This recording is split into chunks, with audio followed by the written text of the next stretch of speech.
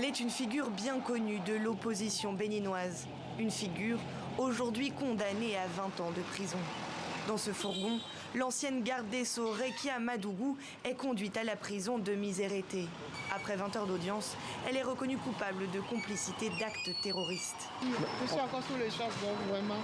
Rekia Madougou est accusée d'avoir versé de l'argent à un colonel de gendarmerie à la retraite via un intermédiaire pour assassiner un ancien élu dans le but de déstabiliser le pays à l'approche de l'élection présidentielle.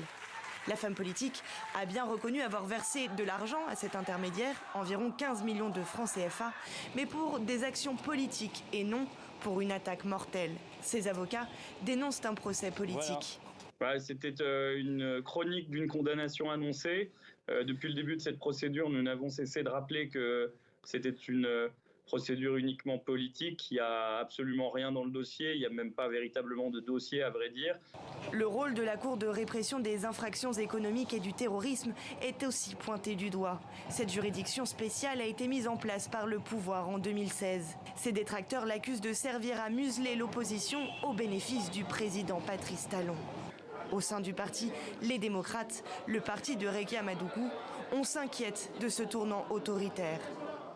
C'est difficile d'être opposant au Bénin parce que ça comporte des risques qu'on ne connaissait pas auparavant. Le Bénin n'est plus une démocratie parce que nous venons de vivre 2 procès qui sont en réalité des dénis de justice.